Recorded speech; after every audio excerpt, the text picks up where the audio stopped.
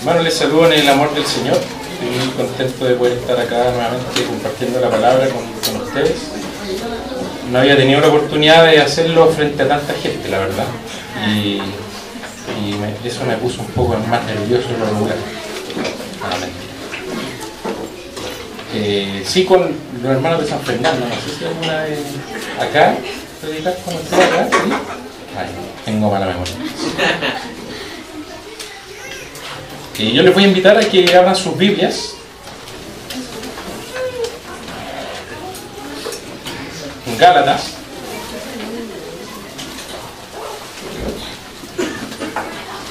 el capítulo 4. Vamos a leer de los versículos 12 al 20.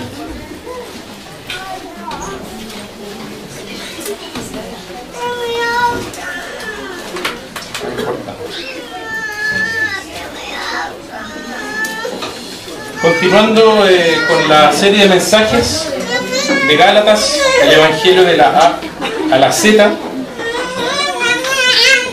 del que es ya el octavo mensaje.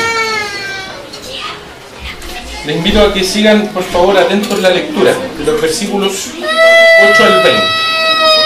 Dice así: antes, cuando ustedes no conocían a Dios, eran esclavos de los que en realidad no son dioses.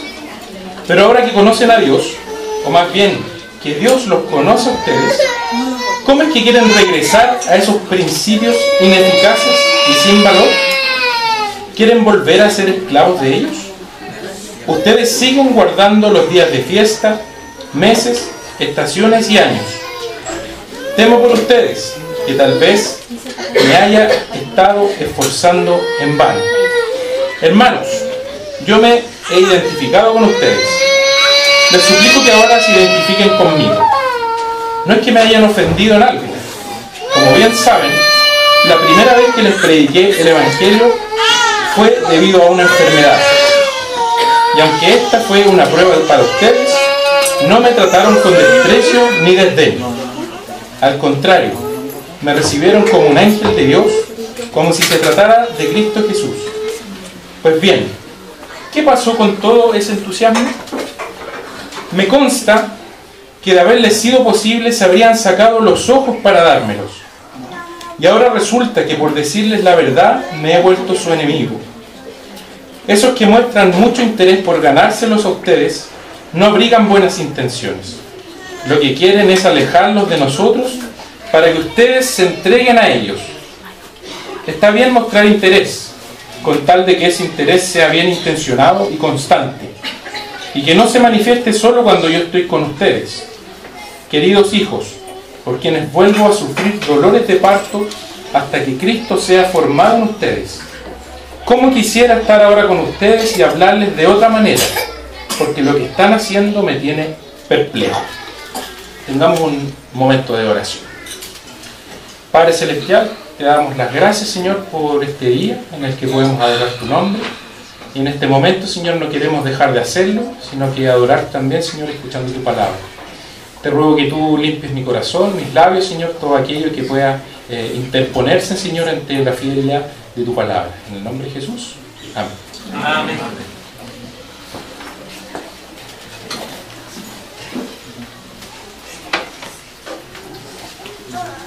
Bien. Estos versículos nos hablan de dos contrastes en particular. Y el primer contraste es entre la fe del Evangelio y la religión del mundo, por otra parte.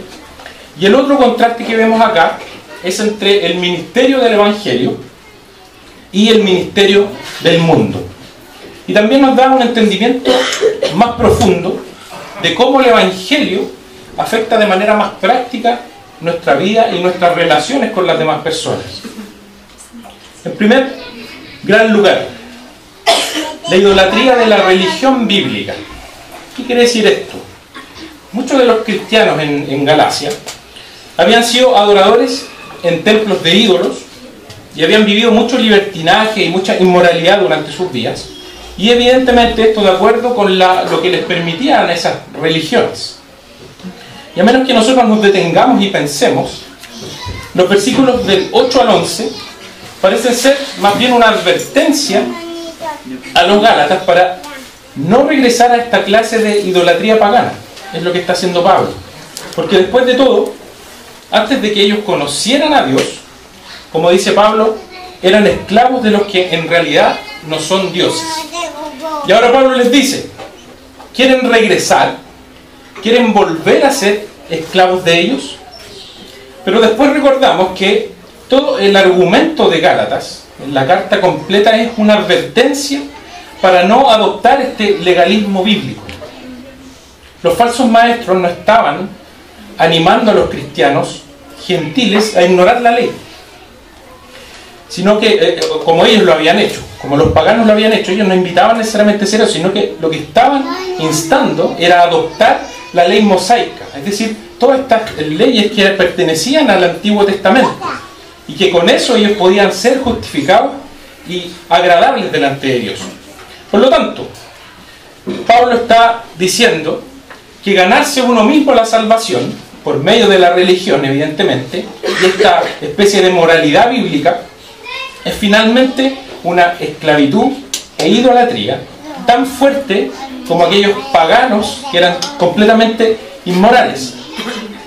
Y al final, la persona que cree en esto, que puede ser salva por sus propios medios y por cumplir estas leyes, está tan perdida, incluso esclavizada, como aquella persona que no es religiosa. ¿Pero por qué? Porque ambas personas, una persona que es religiosa y otra persona que no es religiosa, ambas están centradas en ser su propio Señor y su propio Salvador, pero de distintas maneras. Ambas personas, una religiosa y otra no religiosa, se basan en los principios de este mundo, que Pablo los describe como ineficaces y sin valor en el versículo 9. ¿Y qué quiere decir este término de ineficaces y sin valor?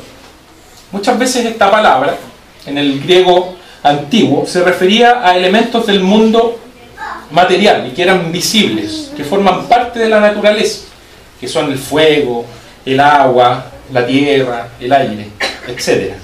Y frecuentemente esta palabra también se refería a la creencia pagana de que las fuerzas espirituales o los dioses estaban detrás de estas cosas y trabajaban por medio de estas cosas. Entonces estos elementos, el agua, el aire, la tierra, trabajaban de alguna manera para controlar las vidas de las personas y los destinos de la gente. Estos seres, o estos supuestos dioses, tenían que ser adorados y apaciguados. ¿Qué quiere decir apaciguados? Que se les ofrecían ofrendas. Así que si ellos querían tener alguna especie de prosperidad material o en sus campos, etc., ellos le ofrecían un sacrificio al dios del medio ambiente. Si necesitaban tener algún placer sexual, ellos iban y ofrecían un sacrificio al dios de la belleza física. Y así, etcétera, etcétera. Iban amoldando y creando sus propios dioses. Y en 1 de Corintios, capítulo 8, versículo 4, y también en mismo 1 Corintios, capítulo 10, versículo 9, el mismo Pablo dice: de modo que, en cuanto a comer lo sacrificado a los ídolos, sabemos que un ídolo no es absolutamente nada y que hay un solo Dios. Y en el 10:19 dice: ¿qué quiero decir con esta comparación? ¿Que el sacrificio que los gentiles ofrecen a los ídolos sea algo? ¿O que el ídolo mismo sea algo? Entonces aquí Pablo también declara valientemente que solamente hay un Dios, el Dios verdadero. Por lo tanto, el tal Zeus, el tal Apolo o Poseidón o el que se nos ocurra, no existe. Y enseguida en el versículo 20, en 1 Corintios 10:19, en el versículo 20 Pablo continúa y advierte a los gálatas que pueden regresar a estar esclavizados, tal como lo está señalando a los corintios. Que en realidad todas esas cosas inventadas no son dioses. ¿Por qué? Porque aunque los dioses no existen como tales, nosotros incluso podemos quedar sujetos a estas especies de fuerzas espirituales que pueden ser muy malignas si adoramos a cualquier cosa que no sea Jesucristo. Un principio básico en el mundo es que nosotros tenemos que salvarnos a nosotros mismos. Vamos a adorar por nuestra naturaleza lo que creemos que necesitamos para ser satisfechos, para darnos nosotros mismos una vida. Y Pablo está diciendo que cualquier cosa, básica incluso, puede robarnos el corazón y transformarnos en ídolos. Puede ser el dinero, puede ser la sexualidad, puede ser una montaña, puede ser un animal, puede ser un árbol, puede ser un perro, un gato o una polilla, como dice la canción. Cualquier cosa que nosotros queramos crear puede transformarse en un ídolo para nosotros y puede por lo tanto ser adorada, tratada como un dios y volverse el fundamento de nuestra religión. Y sea lo que sea que nosotros adoremos, nos va a esclavizar. Y esto puede sonar incluso un poco ridículo. ¿Cómo nosotros vamos a estar adorando a un animal? Hay animalistas.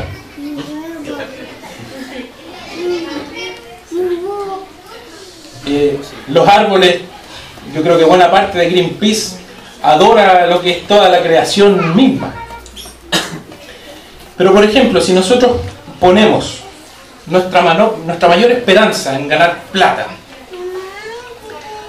en definitiva vamos a ser controlados por el ganar plata.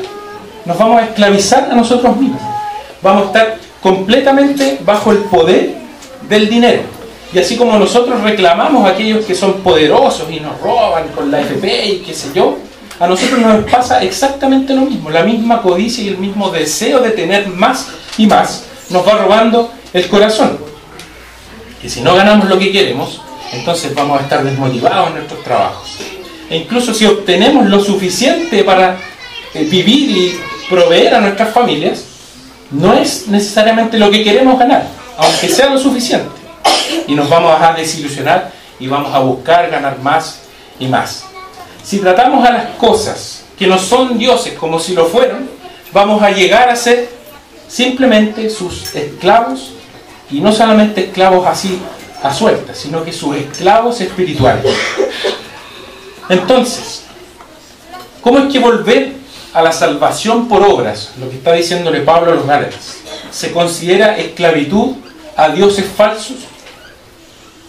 Existe un número infinito y diverso de formas entre las que nosotros podemos escoger para ganar nuestra propia salvación por obras, aún dándonos cuenta de que lo que estamos haciendo no es necesariamente lo correcto. Pero no importa lo que nosotros escojamos usar. Pueden ser logros académicos o laborales, pueden ser ser moralmente correctos o ser muy religiosos, pueden ser nuestros propios hijos, puede ser nuestra propia familia incluso. Y eso lo convertimos en un salvador y finalmente en un Dios. La justicia por obras siempre fabrica ídolos. Pero los falsos salvadores que produce, incluso, por ejemplo, asistir a la iglesia, estar aquí hoy día se puede transformar en un ídolo para nosotros. Así de ligero es y así de delgada la línea. Cuidar espiritualmente de otros se puede transformar en un ídolo para nosotros, porque creemos que Él nos va a necesitar para crecer espiritualmente. El leer la Biblia. Es raro entender que leer la Biblia puede transformarse en un ídolo. Son cosas acerca de las cuales nosotros creemos que normalmente no serían algo que pudiese afectar nuestra religiosidad o nuestra relación espiritual con el Señor Jesucristo. Pero si nosotros lo ponemos en el lugar que le corresponde a Dios, listo, se transformó en un ídolo. Y es sumamente importante captar el énfasis que Pablo hace de la esclavitud. Cualquier cosa o persona que nosotros antepongamos como un requisito para ser felices o dignos, se va a convertir en un esclavizador que nos va a tratar con crueldad nos va a explotar tal cual se explotaba en la antigüedad a las personas. Y sin darnos cuenta, vamos a estar inmersos en esta realidad, creándonos ídolos sin darnos cuenta. Y sin el Evangelio, que es lo más triste, inevitablemente vamos a estar bajo la esclavitud de un ídolo. Y un ídolo puede ser cualquier cosa que nos podamos imaginar. Y un ejemplo perfecto de esto es la historia que Jesús contó acerca de dos hermanos en Lucas 15. Un padre tenía un hijo menor y tenía un hijo mayor. El hijo menor, inmoral y pródigo, y un hijo mayor que era supuestamente muy moral. Ambos querían el control de la riqueza de su padre, pero no querían necesariamente al padre. Ambos estaban distanciados del corazón del padre. Sin embargo, al final de la historia, el hijo inmoral se arrepiente, vuelve donde su padre, mientras que el hijo moral se queda afuera enojado. En el mejor de los casos, la idolatría y la esclavitud de la religión son más peligrosos que la idolatría y la esclavitud de la irreligión, porque son menos obvias. ¿Qué quiero decir con esto de la irreligión? La persona irreligiosa o no religiosa sabe que está lejos de Dios, pero la persona, como nosotros, que somos religiosas, no. Sabemos que estamos cerca de Dios. Es por esto que Pablo teme por los Gálatas. Están guardando los días de fiesta, dice él, meses, estaciones y años. Estaban literalmente guardando de manera religiosa todas las festividades y ceremonias que se hacían en el Antiguo Testamento. Y esta nueva esclavitud a los que no son dioses iba a ser peor que la antigua religión. Perdón, esclavitud e idolatría. Porque ellos nunca se iban a dar cuenta que estaban lejos de Dios. Y es fácil pasar por alto esto. Me refiero a la seguridad que tenemos en Cristo y la seguridad que tenemos de ser conocidos por Cristo. En el versículo 9, Pablo dirige a los Gálatas una relación correcta con el Padre. Hace una comparación entre ser un esclavo de un ídolo Dios un ídolo Dios que es impersonal e inexistente. Compara ser un esclavo de un ídolo que se transforma en Dios, que es impersonal e inexistente, con conocer relacionalmente al Dios verdadero. Pero después parece que él mismo se corrigiera al decir, ahora que conocen a Dios, o más bien que Dios los conoce a ustedes. Pablo acá no está diciendo que ellos no conozcan a Dios. Cualquier persona que tenga vida eterna conoce a Dios ciertamente. Y esto lo vemos en Juan, capítulo 17, versículo 3, que dice, y esta es la vida eterna, que te conozcan a ti, el único Dios verdadero, y a Jesucristo, a quien tú has enviado. Pablo no está cuestionando que ellos sean revestidos de Cristo, como dice también en Gálatas 3:27, como ya hemos visto. La expresión, o más bien, que dice acá, veanla ahí en el versículo 9, ahí dice, o más bien, después de un guión en la versión NBI. Esta expresión de o más bien, lo más probable es que quiera decir que mucho más importante que lo que está diciendo anteriormente. Pablo está diciendo, ¿cómo pueden volverse a los ídolos ya que conocen a Dios? Y mucho más importante, que Dios los conoce a ustedes. Lo que hace que una persona sea cristiana no es tanto que conozca esa persona de Dios, sino que Dios la conozca a ella. Conocer en la Biblia quiere decir mucho más que una conciencia intelectual. Usted puede decir, sí, el presbítero Daniel Valle, sí, el presbítero de Daniel Valle que usa lente cuando predica y toca el teclado, y tenemos una concepción intelectual de quién puede ser el hermano Daniel Valle o el Daniel Valle o el Dani. Conocer a alguien es entrar en una relación personal con esa persona. Así que entonces, dice Pablo, no es tanto tu estima y amor por Dios, sino más bien su estima y su amor por ti lo que realmente determina que tú eres un cristiano. Pablo dice en 1 Corintios 8:3 que cualquier persona que ama a Dios lo hace porque es conocido por Él. Es decir, Él ha puesto su amor por nosotros en Jesús. Nuestro conocimiento de Dios puede ser mayor o menor dependiendo de muchos factores, dependiendo de qué tanto nosotros leemos la Biblia, de qué tanto nosotros oramos, de qué tanto nosotros nos mantenemos en comunión con nuestros hermanos. Pero de que Dios nos conozca a nosotros, eso es absolutamente inamovible, es algo fijo y sólido, que no puede cambiar. ¿Por qué entonces hablar de esto podría ser un antídoto contra la idolatría? Hablando de la seguridad que tenemos en Cristo. Porque nuestra inseguridad sobre nuestra aceptación ante Dios es la razón por la cual nosotros fabricamos ídolos. Nosotros miramos nuestro conocimiento de Dios, lo que evidentemente fluctúa durante toda nuestra vida, en vez de su conocimiento, en vez del conocimiento que tiene Dios de nosotros. Nosotros tratamos de manera desesperada afirmar una autoimagen positiva usando nuestros propios ídolos. Y Pablo nos recuerda que el Evangelio enseña que no tenemos que hacernos hermosos delante de Dios. Dios nos conoció, nos salvó feos. No nos conoció ni nos salvó bonitos. Y hablando del pecado. Él ya nos conoce. Y si este es el caso, no tenemos que hacer un ídolo de aprobación de las otras personas, ni aún de nuestra propia aprobación. La declaración clásica de esto la hallamos en 1 Corintios 4, de los versículos 3 al 4. Allí Pablo dice que además de no importarle la evaluación que otras personas hagan de él, ni siquiera le importa su propia evaluación. Al contrario, lo único que cuenta es la evaluación o el juicio que Dios haga de él. Voy a leer ese texto.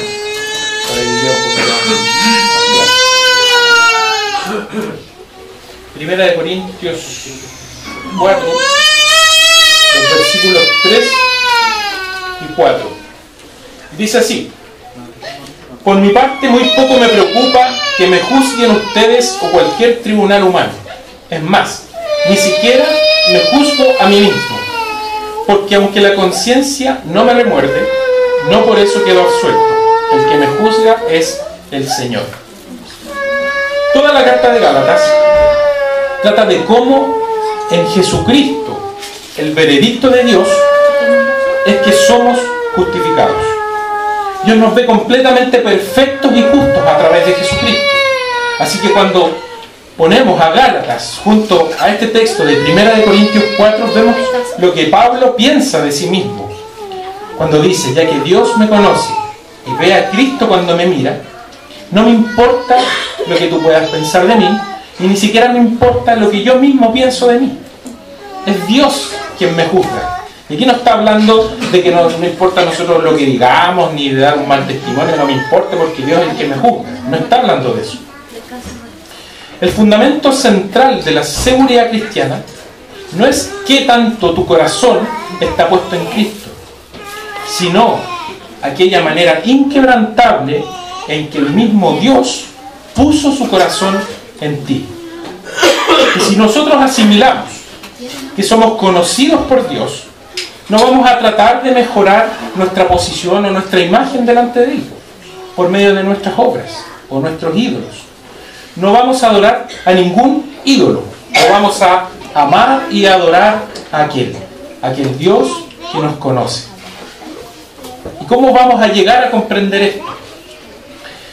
Hudson Taylor, un misionero que sirvió en China en el siglo XIX, tenía un papelito que todos los días movía en su diario para que, sin importar qué otra cosa estuviera haciendo en su día, siempre leyera lo siguiente: Señor Jesús, hazte para mí una realidad viviente y radiante, más presente y fijo a la vista por fe que lo que pudiera parecer cualquier objeto externo, más querido, más íntimamente cercano que incluso el lazo terrenal más dulce. Si nosotros conocemos a Jesús y sabemos que Él nos conoce, no les quepa ninguna duda que vamos a disfrutar y vamos a hacer al lado cualquier ídolo que quiera controlar nuestra vida. En segundo lugar, el ministerio del Evangelio.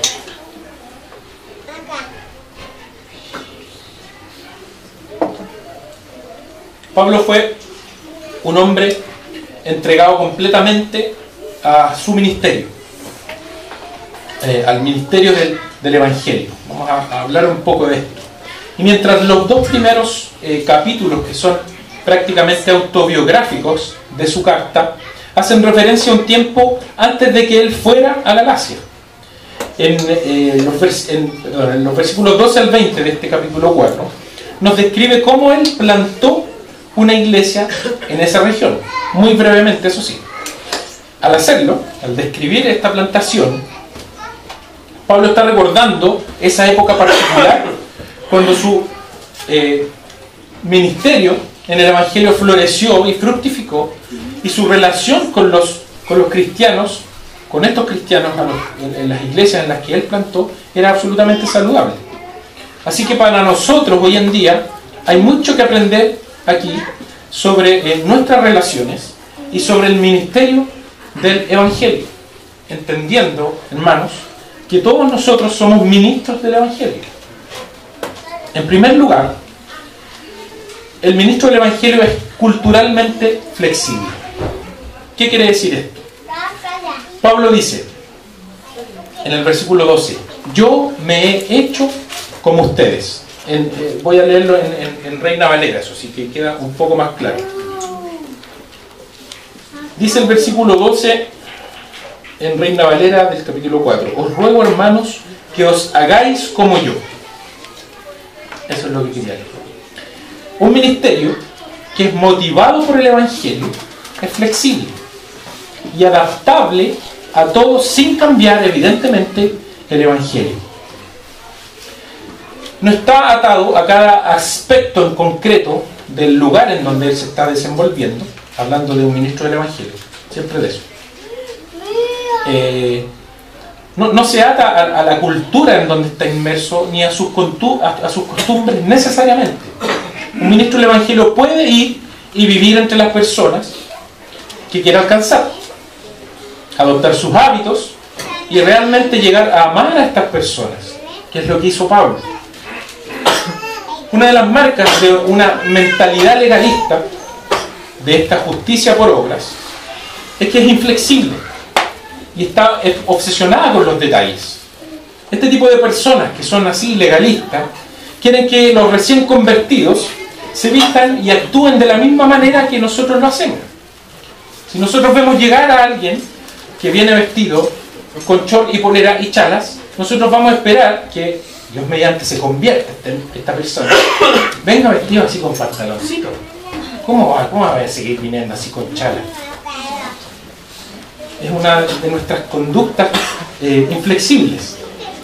Pablo, por otro lado, es un modelo de alguien que verdaderamente se acerca y entra en la vida de las personas que está buscando alcanzar. Así como Cristo también lo hizo cuando se encarnó. Pablo no solamente llegó a conocerlos personalmente, sino que vivió con ellos, jugó seguramente con ellos, habló con ellos, compartió con ellos, caminó con ellos seguramente. Llegó a conocer su mundo y vivió en él de una manera siempre agradecida, a pesar de que no necesariamente era su contexto o su mundo. Se involucró de tal manera que pudo ver en todos los ámbitos de su vida sus problemas, sus esperanzas, sus alegrías, sus sensibilidades, etc. Adoptó la forma de vivir que ellos tenían, su forma de hablar y su mensaje para ellos. Por supuesto que sin cambiar el Evangelio.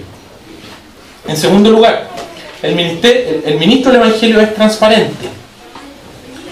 Se hagan como yo, como también mencioné recién en Reina Valera.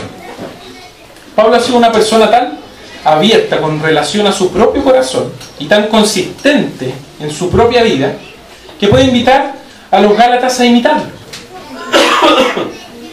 Nuestras palabras no son suficientes y quizás no sean lo más importante, pero nuestras palabras no son suficientes para persuadir a otros acerca de la verdad de Cristo. ¿Qué quiero decir con esto? Que nuestras vidas deben ser de tal manera abiertas para que los demás puedan evaluar cómo nosotros lidiamos con nuestros problemas, cómo nosotros nos desenvolvemos cuando estamos desalentados o desmotivados, cómo nosotros manejamos nuestras emociones, cómo nosotros manejamos nuestras relaciones, cómo nos sentimos y cómo actuamos. De esa manera debe estar abierta nuestras vidas. ¿Para qué? Para que con quienes nosotros nos relacionemos puedan ver y evaluar si Cristo es real en nuestra vida. Y ver cómo el Evangelio afecta nuestra vida en nuestro día a día. Y por lo general nos encontramos fe por medio de argumentos, información y libros. Encontramos fe en muchas cosas,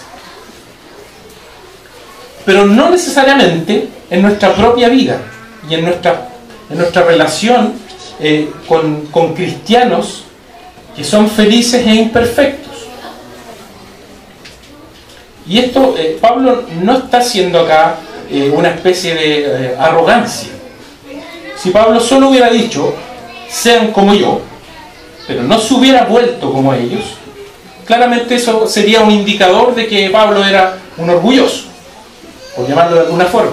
Pero Pablo no los está instando a ser tan correctos como él. Pablo lo que está diciendo es que sean tan gozosos como él. Y en tercer lugar, el ministro del Evangelio busca oportunidades en las adversidades. Hermanos, los problemas se vuelven posibilidades. Y en el texto, en el versículo 13 dice, fue debido a una enfermedad. Pablo les está recordando a los Gálatas que la primera vez que les predicó el Evangelio fue debido a una enfermedad. Lo más probable es que eso signifique que él estuvo en Galacia por un desvío, posiblemente en su itinerario, o por algún retraso en el horario que él había planeado en sus viajes. Cualquiera haya sido la causa, no estaba necesariamente planeado ir a predicarle a los Gálatas el Evangelio. Pero la enfermedad hizo que así fuera. Y aquí tenemos que detenernos un poquito. Porque estamos siendo confrontados de alguna manera con uno de los aspectos más retadores y más problemáticos de las enseñanzas para la vida de un cristiano. Y en concreto, Dios permite el sufrimiento y las dificultades del mundo en la vida de los cristianos. Romanos 8:28. Es un texto bastante conocido. Lo voy a leer en la versión Reina Valera, que es como lo sabemos de memoria algunos. Dice, y sabemos que a los que aman a Dios, todas las cosas les ayudan a bien. Esto es, a los que conforme a su propósito son llamados. Dios dispone todas las cosas para bien, dice en la NBI. Yo no sé si ustedes miran detenidamente, dice, sabemos los que aman a Dios, todas las cosas buenas les ayudan a bien. No dice que todas las cosas van a ser buenas y que todas las cosas buenas nos van a ayudar a bien. Dice todas las cosas. Sean cosas agradables o sean cosas dolorosas. Todas las cosas nos ayudan a bien. Y en este caso, cientos de vidas fueron cambiadas porque Dios permitió que una dolorosa enfermedad atacara a Pablo. Y aquí también nosotros tenemos un ejemplo de cómo Dios frustra nuestros propios planes y los planes de Pablo. Pablo, tan organizado y tan planificado en sus viajes, que pretendía evidentemente traer un bien enorme para otras localidades seguramente, aunque por medio del sufrimiento Dios utilizó este tema en particular para que Él bendijera a los Gálatas. Dios no promete bendecir a los cristianos quitando el sufrimiento. Esto lo tenemos que tener muy muy claro. Sino lo que promete es bendecirlos también por medio del sufrimiento. Jesús sufrió no para que nosotros no sufriéramos. Él sufrió por nosotros lo que es la muerte, y una muerte horrible. Lo que tenemos que tener claro es que Dios utiliza también nuestros sufrimientos para nuestro bienestar. Y a veces esto abarca las circunstancias. La enfermedad de Pablo le trajo muchos nuevos amigos y un exitoso ministerio en Galacia. Pero otras veces el bien que Dios obra está dirigido también a nuestro carácter. En 2 Corintios capítulo 12, versículos 7 al 10, para evitar que me volviera presumido por estas sublimes revelaciones, una espina me fue clavada en el cuerpo, es decir, un mensajero de Satanás, para que me atormentara. 3 veces le rogué al Señor que me la quitara, pero Él me dijo: te basta con mi gracia, pues mi poder se perfecciona en la debilidad. Por lo tanto, gustosamente haré más bien alarde de mis debilidades, para que permanezca sobre mí el poder de Cristo. Por eso me regocijo en debilidades, insultos, privaciones, persecuciones y dificultades que sufro por Cristo. Porque cuando soy débil, entonces soy fuerte. Perdón, me emocioné. Vamos allá.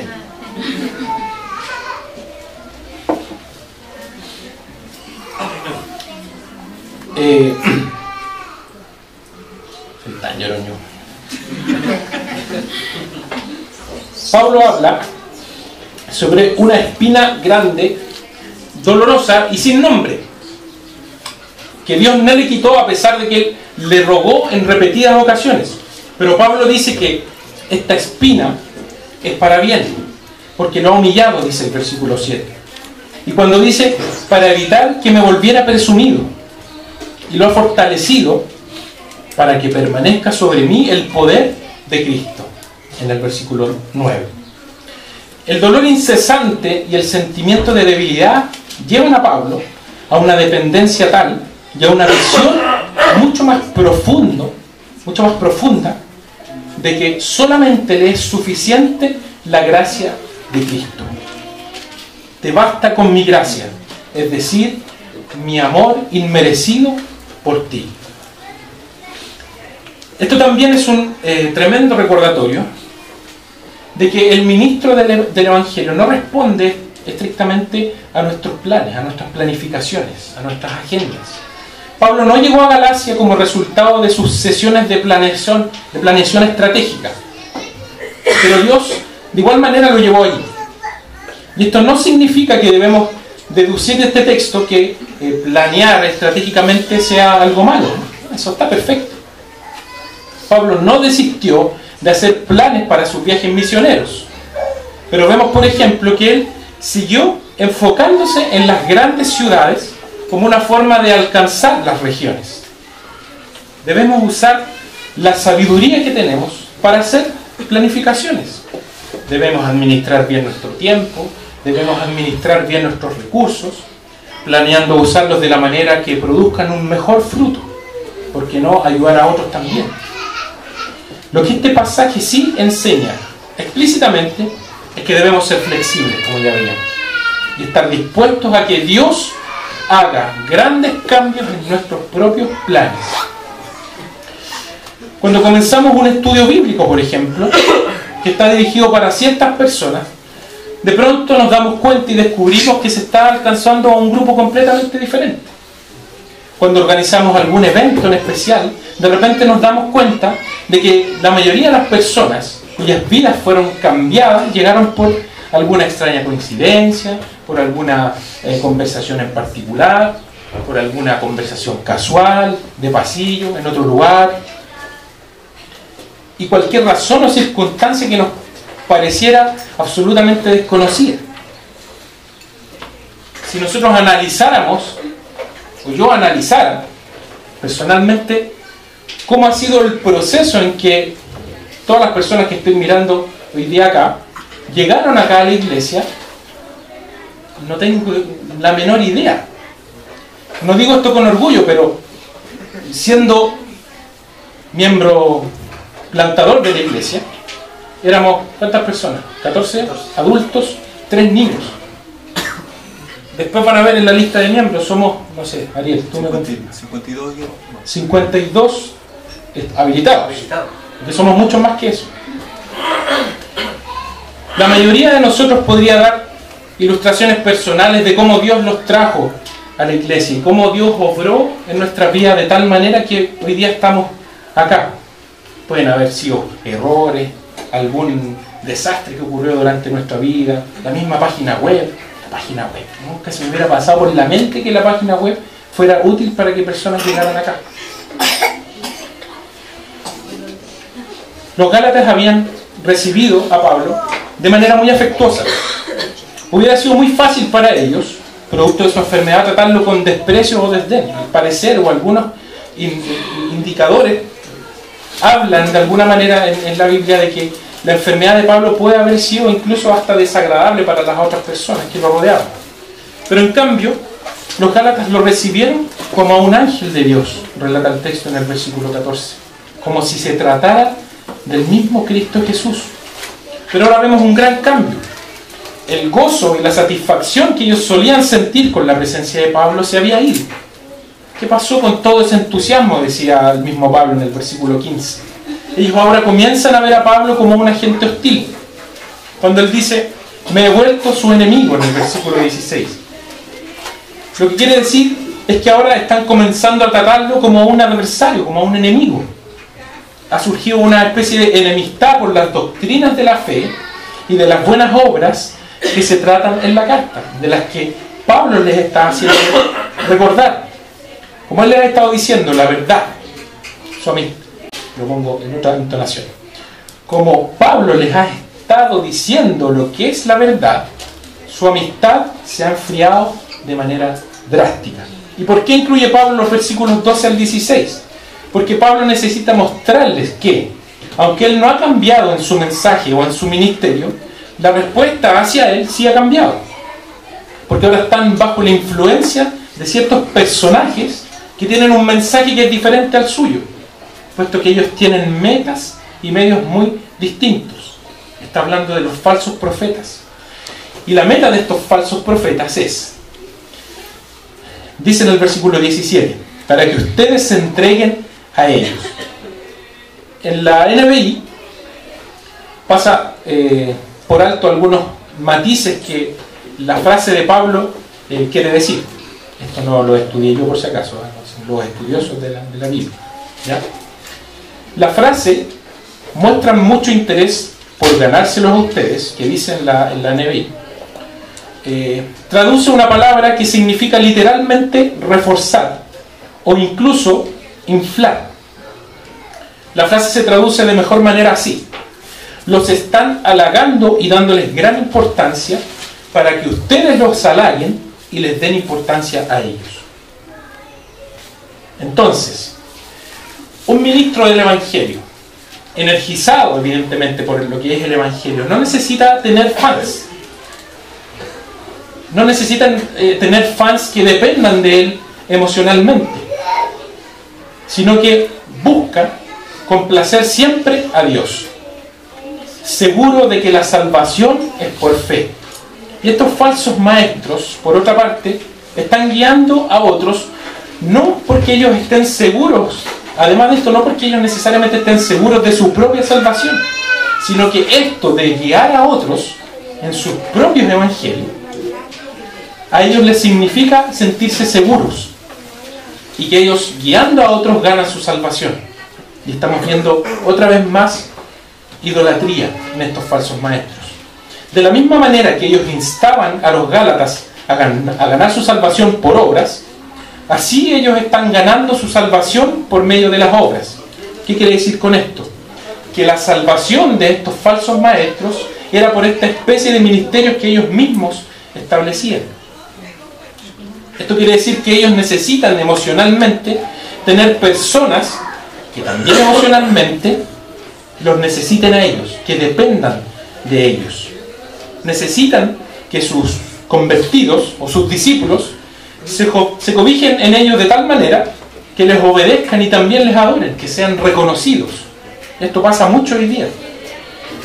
Supuestamente solo esto les puede asegurar que son creyentes buenos y admirables, que son dignos de honor, que son realmente bendecidos y favorecidos por Dios, aunque esto en ninguna manera sea así. Y esto claramente afecta los medios que ellos utilizaban, porque dice, muestran mucho interés por ganárselos a ustedes, en el versículo 17. Y esto es una forma de decir, ellos les están diciendo lo que ustedes quieren oír, les están dando comezón de oír, complaciéndolos para poder conseguir su lealtad. Y Pablo está diciendo acá en el versículo 18,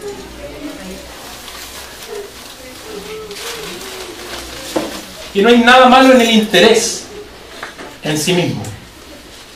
Lo que dictamina si el interés es bueno o es malo es si el propósito detrás de eso es bueno. Es lo típico que ocurre con estos pseudo-evangelistas de la prosperidad.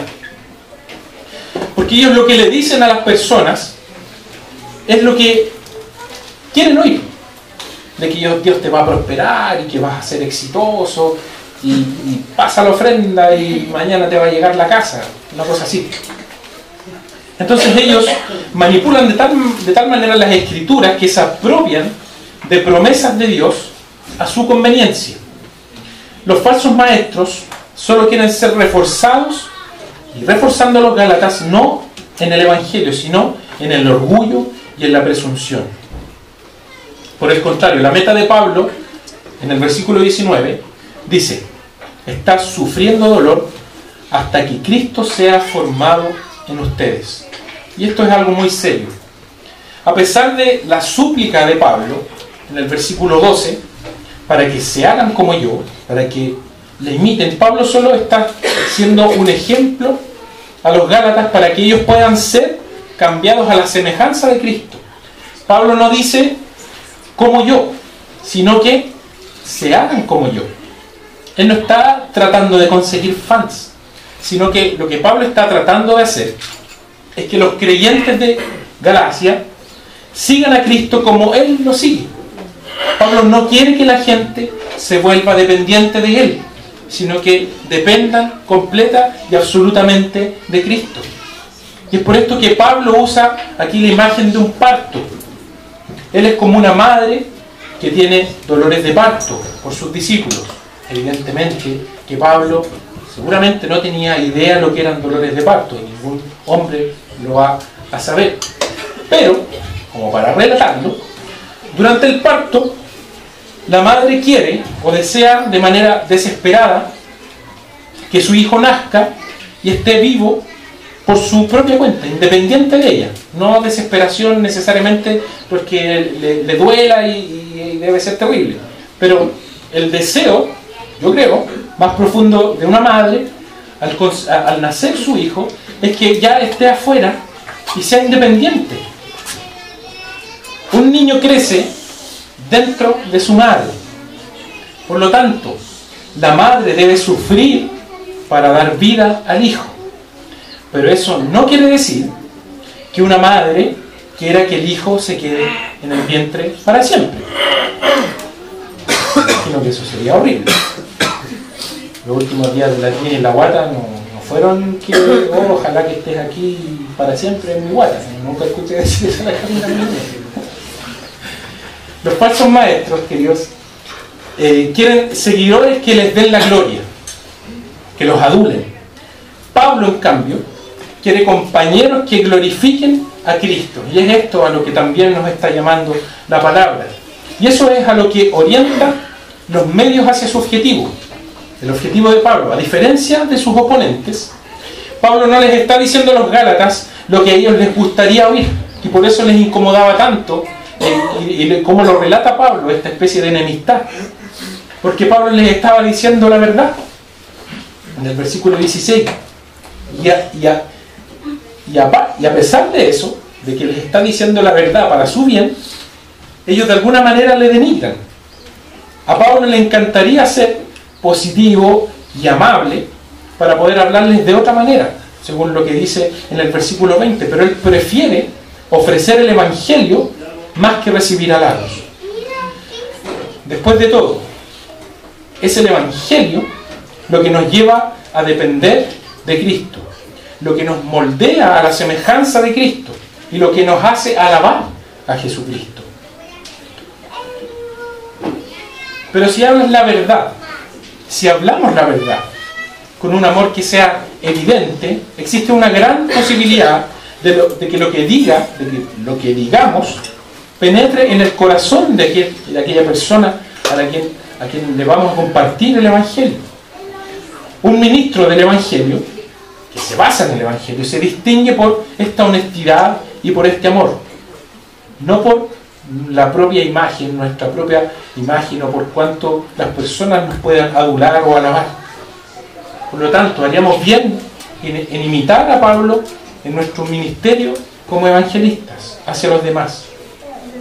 Amar y estar agradecidos con las personas que nos aman, con las personas con las que nos relacionamos, tanto como para guiar a otros y relacionarnos con ellos, como Pablo lo hizo con los Gálatas. Solamente dos cosas para que reflexionemos. Cuidémonos, hermanos, sinceramente de la idolatría. Podemos llegar a ser tan religiosos y quitarle de tal manera el lugar a Dios, el lugar que a Dios le pertenece en nuestro corazón, que podemos llegar a estar tan esclavizados como aquellos que no son religiosos. Y en segundo lugar, una pregunta. ¿Nos interesamos nosotros en que personas dependan de nosotros? Sea de manera intelectual, académica, laboral, espiritualmente incluso. Si llega a existir algo así en nosotros, de que deseemos o anhelemos que otras personas dependan en cualquier área de nuestra vida de nosotros, evaluemos que podríamos estar siendo motivados, tal cual esos falsos maestros, a ser adulados o idolatrados por otras personas.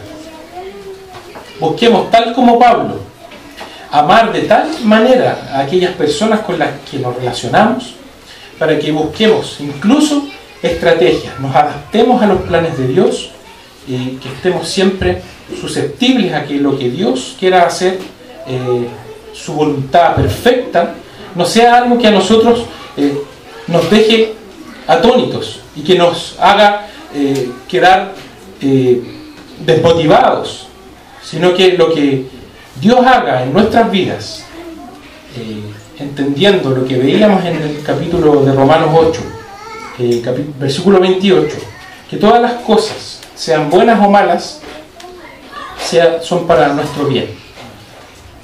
Los invito a que tengamos un momento de oración.